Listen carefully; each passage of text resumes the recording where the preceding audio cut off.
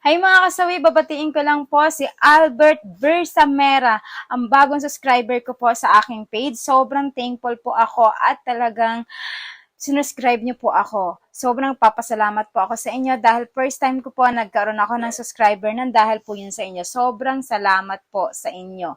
Kay Boss Albert Bersamera po. Shout out po sa inyo. Mag-iingat po kayo and more blessing to come po sa inyo.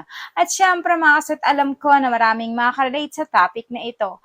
At ang ganda ng ating tatalakayin at makinig kayo mga kababaihan sa topic na ito. Ano ang tatlong sign na malibog ang isang lalaki, mga kasit? Alam ko na maraming makaka-relate na mga kababaihan dito, lalo na yung mga asawa or jowa, mga kasawi. Ang unang sign, mga kasawi, is mahilig humawak ng tilapia. Ayan.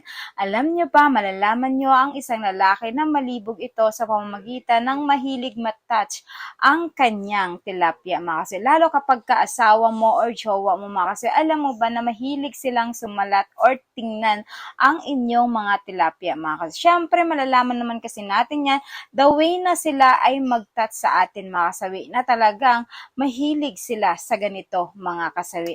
Ayan yung ating una na sign, mga kasawi, kung paano malalaman na malibog ang isang lalaki. Siyempre, like ko naman sinasabi na iba't iba ang mga sign ng mga kalalakihan kung paano mo malaman na malibog sila, mga kasawi. Ayan yung ating una na sign.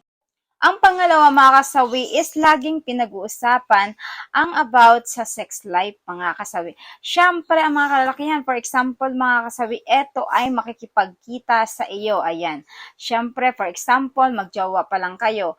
Pinag-uusapan niya na kaagad kung ano yung unang gagawin ninyo, kung saan kayo pupunta, kung ano yung mga dapat gawin para lang mas satisfied ang isang lalaki. Yung bang sinisingit niya palagi about sa sex, kung ano yung pinag-uusapan ninyo, mga kasawi.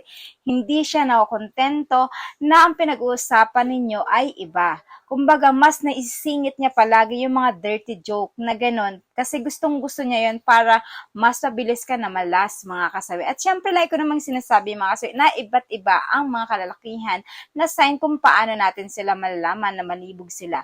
Pero kadalasan ng mga kalalakihan ay hindi nawawala kapag tumpol-tumpol ang usapan, ay eto talaga yung masingit. Yung simpleng berada lang, mga kasawi.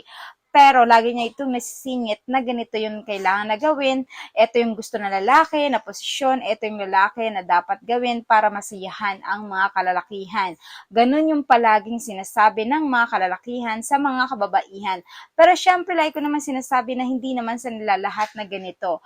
Pero kadalasan ang lalaki ay mahilig na talagang ito yung ikikwento sa'yo kapag ka, try me, ganyan, kasi gusto ko, try mo ako, masasarapan ka. Yung mga usapin na ganun about sa dirty jokes nila is malalaman mo na kaagad na talagang malibog ang isang lalaki, mga kasawi. Ayan yung ating pangalawa na sign.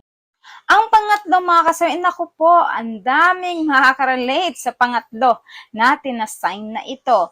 Mahilig magyaya ng tsuktsakan, mga kasawi. Alam niyo ba ang mga kalalakihan, lalo kapag syempre kayo na makakilala sa asawa nyo or jowa ninyo, hindi sila nakokontento na wala silang katsuktsakan sa isang linggo, mga kasawi. Kumbaga, palagi kanyang niyayaya, hindi sila pwedeng walang change oil, mga kasawi, kasi ang mga kalalakihan na malalaman naman talaga natin na ito na mahilig talaga sila sa ganito, mga kasawi, kapag ka palaging nagyayaya sa'yo, yung palaging pinagbibigyan mo naman syempre sila, mga kasawi, para sila ay maligayahan.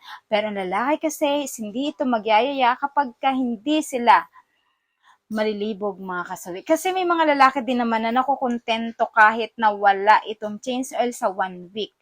Pero may lalaki talaga na panay-panay ang yaya na hindi pwedeng mawala ang kanilang lovemaking. Lalo kapag ito ay sobrang malibog, mga kasawi, ang mga kalalakihan. At syempre, like ko naman sinasabi na iba't iba ang mga kalalakihan, mga kasawi.